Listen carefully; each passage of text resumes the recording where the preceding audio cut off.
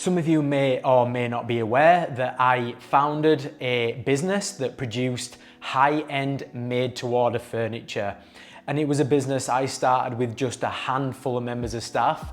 But when I left it a few years ago, when I sold my shares, we had 22 members of staff and we were almost hitting £2 million in sales within a 1-year period. There were a lot of ups and a lot of downs, especially since it was my first business, but I learned a lot and I strategized very carefully, ensuring that my approach was fluid to ensure that I could grow the business successfully. And if you don't know who I am, my name's Michael J, and I quit my job almost 6 years ago now.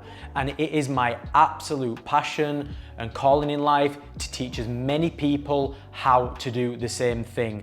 And in this video, I'm gonna walk through the steps and strategy that I took to grow my business from 10K a month to 100K a month within just 2 years. Okay, so before we dig into the strategy, let's talk a little bit about the business. So it was a business that me and a friend started together. He was into furniture and I was into business. And so we decided to start one together. And the products were basically anything wooden when it comes to furniture. Kitchens, vanity units, kitchen islands, anything like that. And we literally made them from scratch. Everything was from raw materials, and we had a little workshop with a few machines, and we had around 3 to 4 members of staff when we first started. And just to put into perspective the difficulty of the production of this particular business. So there were 5 main areas. So firstly, we needed to create the units, right? So we called that the building area. So the carpenters did that. Once it was built, we sent it on to the production operative type of role, which was filling and sanding the units. It would then move on to the sprayers who would undercoat it, and then it would come back around to the fillers and sanders as a final coat just to make sure it was absolutely smooth and perfect before it went back over to the sprayer for spraying 2 more times to give it its final 2 coats. Once it had that, it then went into the drying area to be dried. Once it was fully dried, it would be fitted by the fitting guy who would fit any handles, drawers, anything like that. And something else to keep in mind was that we had to wrap this furniture, right? And we had to deliver it. So even though there were 5 processes within the production, there were essentially 7 if you include the wrapping of it and delivery. So you can see how difficult it could be just to make it run with such a small team. Okay, so now you've got a good idea about the business and what kind of products we sold. Let's talk about the position, the numbers, and the state of the business before we scaled. So in terms of sales figures, so we were doing anywhere between 8 and 12K per month, averaging around 10K per month. And the kind of products we sold, the pricing points were anywhere between 300 to say 8 to 900 pounds. And to get those sales, everything literally came from Facebook because we didn't have an Instagram, we didn't even have a website when we first started. So all of the sales came through Facebook. We were doing some advertising campaigns, but we were spending hundreds a month, which was very small at the time. And in all honesty, that was something that we needed to learn a huge lesson on, because advertising is very, very important for all businesses out there. Your marketing campaign and your advertising paired together are absolutely vital. And that's probably why initially it took us a little while to get going, but they still did well for us, to be honest, even though we weren't experts in them and we literally just brushed the surface with the strategy that Facebook now provide. But that's how we got our sales. And when we first started, we were using low-end materials, which caused us a lot of problems for obvious reasons. The lower in quality you get, the more problems you get, especially with handmade things. Also, something that we didn't have at the time was any brand identity. We didn't have a brand at all for the first 6 months. But a lot of that was just because we didn't have enough money, in all honesty. We had a few grand in the bank after spending all the money on getting machinery and making sure we could pay up front for rent and things like that to keep us going. Cash flow was probably our main problem for the first 12 months because we were doing it all wrong when it came to people paying for our products. So we allowed people to pay just 30% deposit. And then once we'd produce the product, we'd take photos, we'd send them to the customer, and then that's when they paid. So we didn't get 70% of the money until maybe like a month after they'd paid for the first 30%, because we had around 3 to 4 weeks worth of work in front.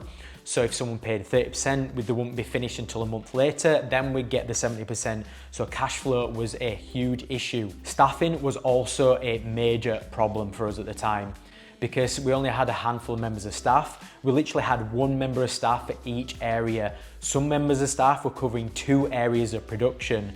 And so we were being held at the end of a barrel by some of them because they knew they were very important. And so they were trying to dictate everything. And sometimes they'd take days off whenever they wanted, and it just caused huge delays and nightmares for us as business owners, and customers were just getting delayed and delayed. And in terms of materials, because we didn't have a lot of money and because cash flow was a problem, we couldn't buy materials in bulk.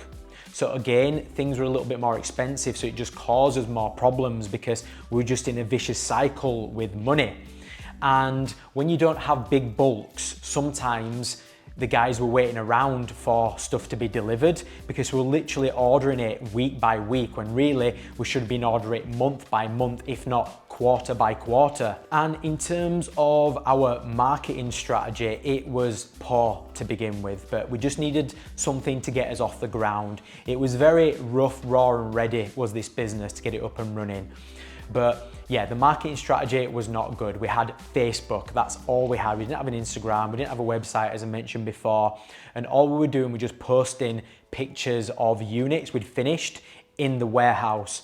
So it was very poor quality. And the odd customer photo came through, but that's it. We might have got like 2 or 3 within a 6-month period. So the majority of our marketing materials were pictures from our dirty warehouse, which was not good at all. Okay, so now you've got all the details for what the business was like pre-scale. I'm now going to talk through the activity, the steps and the strategy that we took to scale our business from 10K a month to 100K a month. And something that I want to point out that's really important here is that this didn't happen overnight. It wasn't even in a week or in a few months. This took 6 to 9 months to take place. So everything that I'm talking about now, it didn't happen just like that. I just wanted to make that clear. So initially, I wanted to create a brand. I think brand identity for all businesses is super important, especially for something high-end that we were trying to go for. So we created a brand new brand and it was very high-end. It looked traditional, but new, fresh and modern. And we wanted that because we wanted the traditional feel, because we hand make everything and we wanted to keep it as that because that just screamed high quality. But we wanted it to look modern because we wanted to be a traditional company that did high quality things, but in the new age. We then created a website and we also opened up numerous social media sites like Instagram, which became extremely important for us. And I knew it would be, so that was one of my main goals, to grow that as well as the Facebook and get that website up and running. And with the website, we need to make sure it aligned with the brand, the high-end feel. While we did that, we upped all of the prices. We literally almost doubled everything. Again, not overnight. We probably added 10 to 20% every 6 months, I would say, maybe 4 months. And we did that 3 to 4 times. As well as that, to ensure that we were sticking to this high-end brand feel, we started buying higher end materials. And to allow us to do that, we had to get a loan. We had to get a loan to cover not only buying in bulk to solve the problem of constantly having to order all the time and the guys waiting. we also needed new machinery. And if my memory serves me correctly, I believe that loan was for around 20k, because we needed new machinery, we needed to buy in bulk with this new higher quality materials, and we had the website build. And we also left some money for marketing because we needed to drive sales through Facebook ads. So we started spending, instead of the initial few hundred a month, we started spending a few grand a month because we really wanted to bring more sales in to grow the company. And what we also did at that time was we spent a lot of money actually on a really nice looking backdrop, so we could put our units that were finished and we could take photographs of them, because we wanted to use those for our marketing materials. So posting on Facebook, posting on Instagram, and my plan was to post at least 3 to 4 times a week on both of those. So that probably cost us around 7 or 8 grand, but it paid us in dividends because we literally took photos of everything, and we probably posted once a day eventually from that, because they were just doing so well for us. And our Instagram grew exponentially over the next 6 to 9 months because of it. And not only that, it just built into this new high-end brand that we were going for, this top quality, homemade by the Yorkshire guys that produced the traditional methods of creating these pieces of furniture. And yeah, it just worked really, really well.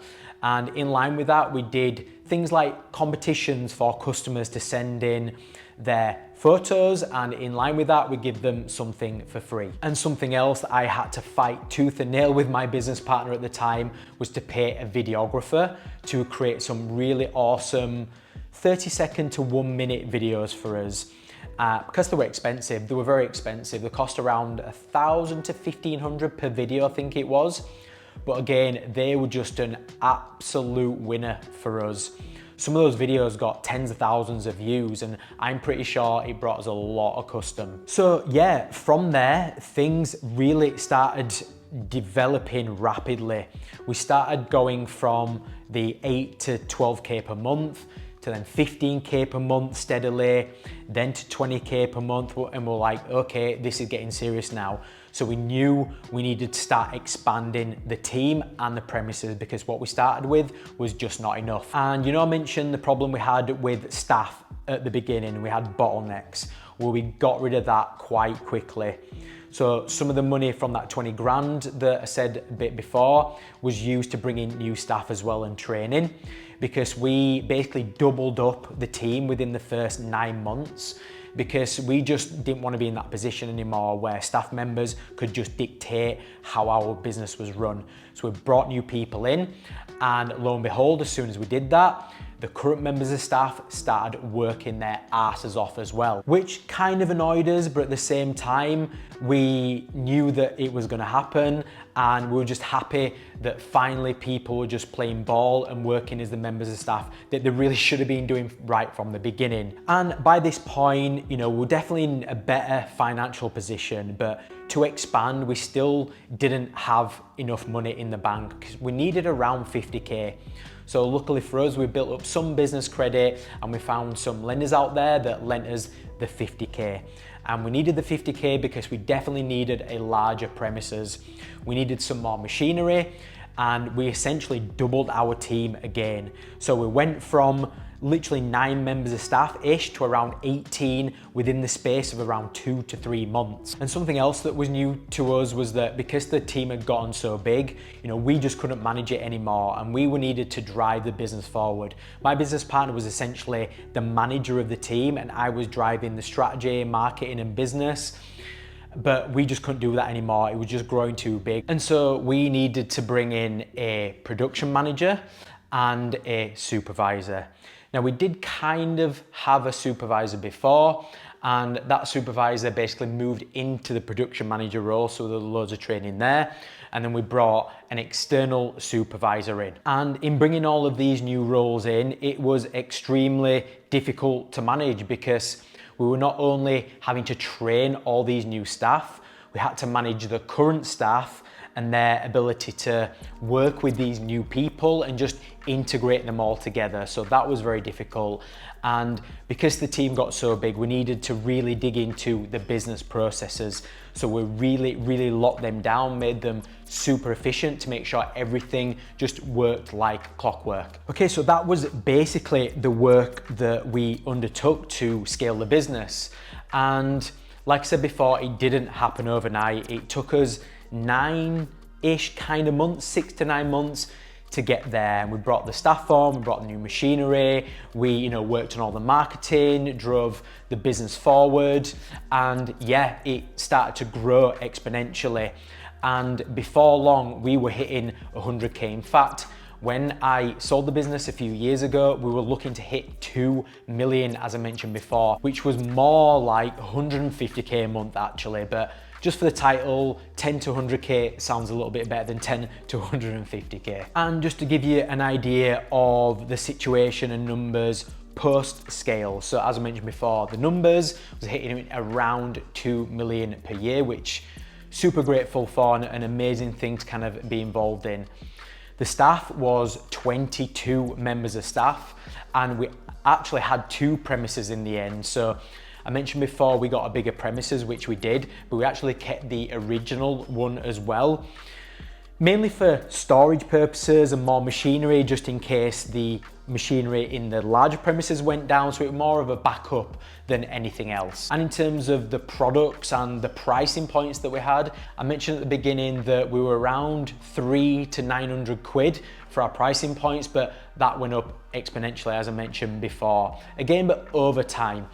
And we probably range from between 700 to around 2,000. And it actually went bigger because we started doing full kitchens, and our most expensive kitchen were around 30 grand. So you can see from that initial 300 to kind of 30 grand, how much we grew. Also, in terms of, the bottlenecks that we were encountering with members of staff, that was totally gone at this point. We grew a company culture where people really wanted to work hard for us and deliver top quality results. And that all just stemmed in from the really top high-end brand. And because we were growing so much in terms of social media following, we grew from literally 0 to 10,000 followers on Instagram within around 9 to 12 months, which were absolutely amazing. And the staff loved it, and they could feel it. They could feel that we were growing and becoming something big. And because we were using really high-end materials as well and getting more machinery, they felt like they wanted to work for us because we were going up in quality. And so, yeah, it was just a really nice forwards momentum with everything. And before I finish this up, there's one more thing that I just wanted to mention, and that some businesses really struggle wanting to put their prices up. And my business partner was at the time at the beginning. Again, I had to fight tooth and nail with him over this, but I just knew that it would work as long as we had higher end materials, had a really high end brand, and all our marketing was directed to that higher end market. And the point I wanted to make here was that the higher we put our prices, the more sales that we got. It's a really insane thing in business. Sometimes it can work the opposite way, but if you've got a higher end product and you want to go to that higher end market, if things are cheap, those higher end people will not buy from you. So if you are in that kind of niche, that area where your target market have got the money to spend, don't be afraid of putting your prices up, because it was just crazy. We put them up literally every 3 to 4 months by around 20-30%. And each time we did, we just got more and more sales through the door. So that is it for this one. I really wanted to do this video because it was my very first business, and I learned a lot, and I learned a lot of things the hard way, but eventually it was the right way. And no matter what business you've got, you can do the same thing. As long as you strategize correctly, a lot of the steps in this video will help you, because if I can do it, you can do it too. So that is it from this one. If you did take a lot of value from it, please like the video and please subscribe. And until next time, bye.